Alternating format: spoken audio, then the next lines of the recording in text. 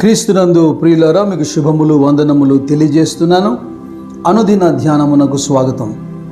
ఆదికాండము 11వ అధ్యాయం ఈ దిన మన ధ్యానాంశంగా ఉన్నది. ఇదివరకే షేము వంశావళి గురించి కొంత మనం 10వ అధ్యాయం సంబంధించి ధ్యానం చేశాం. ఈ 11వ అధ్యాయంలో 10వ వచనం నుండి షేము యొక్క వంశావళి గురించి మనం చూస్తాం. అయితే 11వ అధ్యాయము అనగానే మనకు జ్ఞాపకం వచ్చేది బాబేలు గోపురం. తప్పకుండా ఈ అంశాన్ని ధ్యానించకుండా మనం ముందుకు వెళ్ళలేం. అది భావ్యం కాదు కూడా. ఇది మన అనుదిన జీవితంలో చాలా ప్రాముఖ్యమైనటువంటి అంశం. జాగ్రత్తగా గమనించండి. నేను చదువుతున్నాను. భూమి అందంతటా ఒక్క భాషయు ఒక్క పలుకును ఉండెను.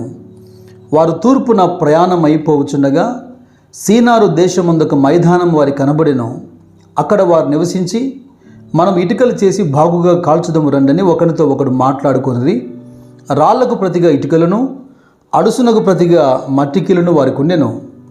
మరియు వారు, మనం భూమి అందంతటా చెదిరిపోకుండా ఒక పట్టణమును, ఆకాశమునంటూ శిఖరము గల ఒక గోపురమును కట్టుకొని పేరు సంపాదించుకొందము రండని మాట్లాడుకొనగా, యెహోవా నరుల కుమారులు కట్టిన పట్టణమును గోపురమును చూడ దిగి వచ్చెను.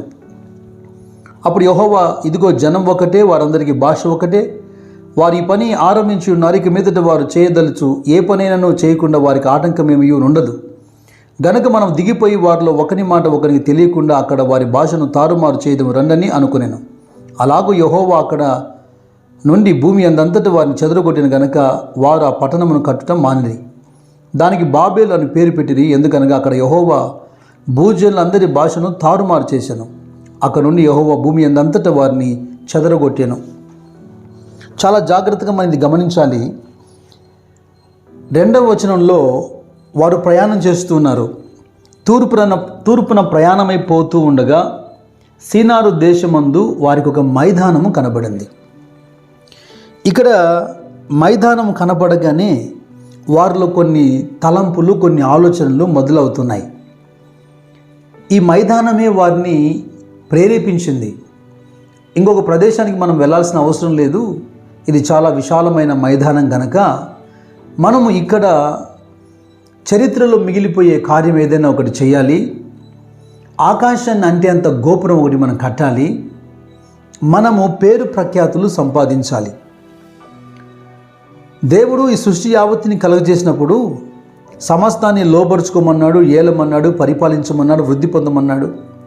అన్నీ దేవుడు ఏది రిస్ట్రిక్షన్స్ పెట్టలేదు. కానీ ఎప్పుడైతే మానవుడు తాను నిర్మించబడినటువంటి ఆ రీతిని లేదా నిర్మాణకుడైనటువంటి దేవుణ్ణి మరిచిపోయి దేవుని మహిమను దొంగిలించి తన ఓన్ గ్లోరీ కోరుకోవడం మొదలుపెట్టాడో అక్కడే మానవుడు పతనం అవుతూ వచ్చాడు. వీరేమంటున్నారు? మనం ఒకచోట కలిసి ఉందామంటున్నారు. తప్పు లేదు. వన్నెస్ అనే పదం నాకు ఇక్కడే వినపడుతుంది. భాష ఒకటే, పలుకు ఒకటే, కలిసి ఉండడం తప్పు లేదు. పోనీ మన కొరకు కొన్ని గృహాలు నిర్మించుకుందాం, నివాస యోగ్యాలు ఏర్పరచుకుందాం, తప్పక దేవుడు ఆశీర్వదిస్తాడు. కానీ వీరి మరొక మాట ఏంటంటే, ఆకాశమును అంటే అంత గోపురం కడదాం. ఒకవేళ గోపురం కట్టడానికి కూడా దేవుడు అనుమతించేవాడేమో. దాని వెనక కారణం ఉండాలి. ఏంటి? What is the motive? నా ప్రియ సహోదరులారా, ఏ దినమైనా ఏ కాలమైనా దేవుడు చూసేది మోటివ్. ఈ రోజున అనేక వ్యక్తిగత జీవితాలు, కుటుంబాలు, సేవా పరిచర్యలు, సంఘములు కట్టబడుతున్నాయి. వందల వేల లక్షల సంఖ్యలో కట్టబడుతూనే ఉన్నాయి. మీరు ఏమైనా చేయండి, ఎన్ని సంఘాలైనా కట్టండి, ఎంత పరిచర్యను కొనసాగించండి, ఏ వస్తువులైనా మీరు వాడుకోండి. కానీ ప్రతి క్షణము దేవుడు దాని వెనక ఉన్న ఉద్దేశాన్ని చూస్తాడు. అది చాలా ప్రాముఖ్యమైంది. మీ మోటివ్స్ ఎప్పుడు కూడా రైట్గా ఉంటేనే దేవుడు వాటిని దీవిస్తాడు. మత్తయి సువార్త 7వ అధ్యాయం 13వ వచనంలో ప్రభు ఎందుకు ఇలాగ చెప్పారు? ఇరుకు ద్వారమున ప్రవేశించుడి, నాశనమునకు పోవు ద్వారం వెడల్పును, ఆ దారి విశాలమునై ఉన్నది, దాని ద్వారా ప్రవేశించువారు అనేకులు. జీవమునకు పోవు ద్వారము ఇరుకును, ఆ దారి సంకుచితమై ఉన్నది, దాన్ని కనుగొనువారు కొందరే. వాక్యం వింటున్న మీరందరూ దేవుని పిల్లలు, విశ్వాసులు, సేవకులు, ఎంతో కొంత పరిజ్ఞానాన్ని కలిగిన వారు కనుక ఈ ఆధ్యాత్మికమైన కోణం మీకు ఎక్కువగా విషదపరచాల్సిన అవసరం లేదని నేను అనుకుంటున్నాను. మందసాన్ని మోసుకొస్తున్నటువంటి ఎడ్లకు కాలు జారినట్టుగా ప్రజలకు మైదానాలు కనపడగానే కాలు జారుతుంది. ఇరుగు మార్గంలో ప్రవేశించడానికి ఎక్కువ మంది ప్రయత్నం చేస్తలేరు. అన్నిటిలో ఒక విశాలత, సువిశాలమైన ఈ రోజున మెగా అనే మాట ప్రపంచాన్ని పరిపాలిస్తుంది. ప్రజలు దాని కొరకు పరిగెత్తుతున్నారు. సేవకులు ఒకరితో ఒకరు పోటీ పడుతున్నారు. ప్రతి సేవకుడు ఆధ్యాత్మికమైన కోణంలో ఆత్మల భారాన్ని కాస్త పక్కన పెడితే తాను నివసిస్తున్న ప్రదేశంలో పల్లె కానివ్వండి, పట్టణం కానివ్వండి, తానే నంబర్ 1గా ఉండాలి, తన సంఘము మెగా చర్చిగా ఉండాలనేది ఆ కాన్సెప్ట్తోనే ప్రయాసపడుతున్నాడని మనం గమనించగలుగుతున్నాం. ఎన్నెన్నో బైబిల్ సంబంధమైన అందమైన పేర్లు పెట్టిన పరిచర్యల వెనుక బాబేలు గోపురాలే మనకు కనబడుతున్నాయి. చూడండి, దేవుడు తన పోలిక చొప్పున తన రూపంలో నరులను కలుగజేశాడు. God gave his image to us. ఇది రూపానికి సంబంధించినది. అయితే మనిషి దేవుని ఇమేజ్ గురించి ప్రయాసపడాలి, ఆయన మహిమకు సంబంధించి. ఎందుకంటే కొరింథీయులతో పౌలు మాట్లాడుతున్నప్పుడు మొదటి పత్రిక 8వ అధ్యాయం 6వ వచనం అంటున్నాడు, ఆయన ద్వారా మనం కలగజేయబడ్డాము, ఆయన కొరకే మనం కలగజేయబడ్డాం. నేను చేస్తున్నటువంటి ఈ సద్విమర్శ వెనుక ఆ చక్కటి అర్థాన్ని మీరు గ్రహించాలి. అంటే పెద్దగా ఉన్న ప్రతి సంఘానికి నేను వ్యతిరేకంగా మాట్లాడటం లేదు ఇక్కడ. ఎందుకంటే దేవుడైన యెహోవా అబ్రహాముతో మాట్లాడుతున్నప్పుడు అబ్రహాముకు దేవుడు వాగ్దానం ఇస్తూ, I will give you name and fame also. నేను నిన్ను గొప్ప జనముగా చేస్తాను, గ్రేట్ నేమ్, నీ గొప్ప పేరు ఇస్తాను. దేవుడిచ్చే పద్ధతి, దేవుడిచ్చే విధానం వేరు. దానికి వ్యతిరేకంగా మనం మాట్లాడలేము. ఆత్మీయంగా బలపరచబడుతూ వృద్ధి పొందుతున్న ఎన్నో సంఘాలు ఉన్నాయి, అందును బట్టి దేవుడికి స్తోత్రం. కానీ సంఘము పెద్దగా అవ్వాలని అనేక రకములైనటువంటి విధి విధానాలు పాటిస్తూ పరిగెత్తుతున్న వారిని చూస్తేనే బాధ అనిపిస్తుంది. యాకోబు పత్రిక 1వ అధ్యాయము 14వ వచనంలో, ప్రతివాడును తన స్వకీయమైన దురాశ చేత ఈడ్వబడి మరలు కొల్పబడిన వాడై శోధింపబడును. అడుగినను మీరు దేని కొరకు అడుగుతున్నారు? పై వచనాలు అంటాడు కదా, మీ దురాశలను అనుసరించి దేవుని మీరు అడుగుతున్నారు. దేవుని దయ, దేవుని కృప అని పేర్లు అడ్డు పెట్టుకొని మనిషి తనకు నచ్చినవి శరీర సంబంధమైన ఇచ్చలకు, అంటే కన్ను ఆశించిందంతా కూడా సంపాదించుకుంటూ ఈ సేవకులు సైతం దేవుని నామాన్ని అడ్డు పెట్టుకుంటున్నారు. అందుకే పౌలు కొరింథీయులతో మాట్లాడుతున్నప్పుడు 3వ అధ్యాయంలో 10 నుంచి 15 వచనాలు అపోస్తులు వేసినటువంటి పునాది గురించి మాట్లాడుతున్నాడు. కట్టవద్దని చెప్పట్లేదు, కట్టుకునే ప్రతి వాడు ఈ క్రమంలో కట్టాలి. ఈ రోజున అంటే క్రైస్తవులకు ఒక క్రమశిక్షణ కమిటీ ఏం లేదు కదా. ఏ సంఘానికి వాడు పెద్దవాడైపోయాడు, ఏ సంస్థకు వాడు పెద్దవాడైపోయాడు, ఇష్టానుసారంగా సేవ కొనసాగిస్తున్నాడు. తద్వారా అన్ని జనాంగం ఎదుట దేవుని నామం అవమానించబడుతుంది, దూషించబడుతుంది.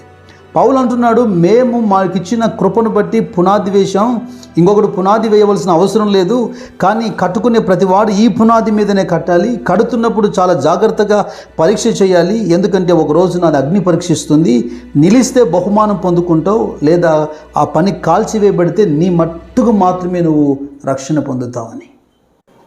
ఆదికాండం 10వ అధ్యాయంలో 10వ వచనంలో సీనారు దేశంలోని బాబేలు అనే మాట మనకు కనబడుతుంది. ఈ మాట కనబడిన చోటే మీకు ఒక వ్యక్తి పేరు నేను చూపించాలనుకుంటున్నాను. కూషు కుమారుడైనటువంటి నిమ్రోదు. ఈ బాబేలు పక్కనే, లేదా నిమ్రోదు పక్కనే ఈ బాబేలు పేరు కనపడుతుంది. నిమ్రోదు అంటే తిరుగుబాటు అని అర్థం. ఎవరి నిమ్రోదు? శపించబడినాడు కదా హాము కుమారుడే కూషు, కూషు కుమారుడే నిమ్రోదు. మీకు చివరికి ఒక మాట చూపిస్తాను. కీర్తనలో 107వ కీర్తన 26వ వచనం చూడండి. వారు ఆకాశం వరకు ఎక్కుచు అగాధమునకు దిగుచూ నుండిరి, శ్రమ చేత వారి ప్రాణము కరిగిపోయెను.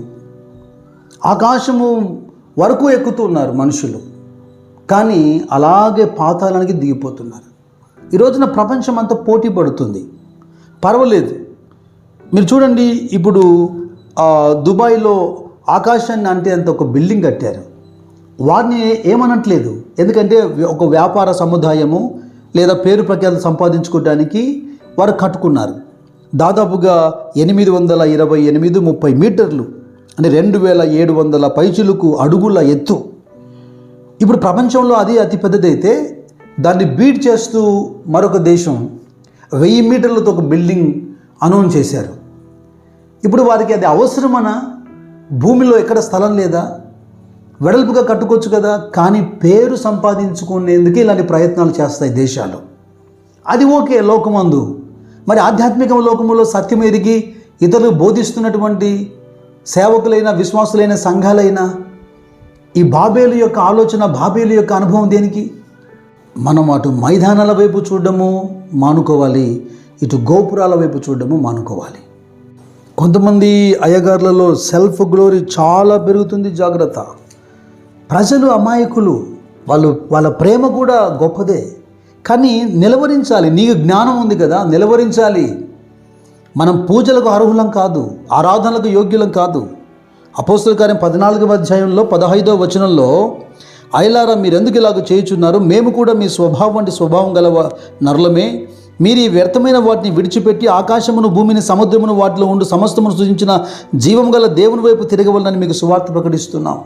అద్భుతాలు, సూచక్రియలు జరుగుతుంటే, మంచి మంచి ప్రసంగాలు బయటకు వస్తుంటే, పౌలును ఒక దేవతలాగా తయారు చేసి బలర్పించే ప్రయత్నాలు చేస్తుంటే బట్టలు చింపుకొని వారిని సముదాయిస్తున్నాడు. ఈ రోజున విశ్వాసులనే సేవకులు పురికొల్పి ఆ మీద పూలు దల్లాయించుకుంటూ ఊరేగుతూ ఉన్నారు.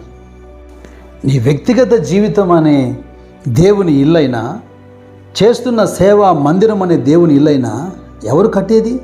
పౌలు అన్నాడు, నేను నాటాను, అపోల్లో నీరు పోసాడు, వృద్ధి కలగ చేయవాడు దేవుడే. హెబ్రీ గ్రంథకర్త అంటున్నాడు 3వ అధ్యాయంలో 3-4 వచనాల్లో, ప్రతి ఇల్లును ఎవడైనా ఒకరి చేత కట్టబడును, సమస్తమును కట్టినవాడు దేవుడే. ఇంటికంటే దాన్ని కట్టిన వాడు ఎక్కువ ఘనత పొందినట్టు ఈయన మోషే కంటే ఎక్కువ మహిమకు అర్హుడుగా ఎంచబడుతున్నాడు. ఏం చేయాలి మనము? కట్టిన దానికంటే కట్టిన వాడే ఎక్కువ ఘనతకు పాత్రుడు. ఈ అంశాన్ని మర్చిపోవచ్చా? దేవుని వాక్యం ద్వారా మనం అందరం హెచ్చరిక చేయబడాలి. వ్యక్తిగత గోపురాలు కూల్చబడాలి. ఆ దేవుని రాజ్యం మాత్రమే కట్టబడాలి. దేవుడు అటువంటి ప్రత్యక్షత కలిగిన మనసు, వివేకము కలిగినటువంటి ఆత్మ మీకు దయచేయునుగాక. God bless you. God bless you.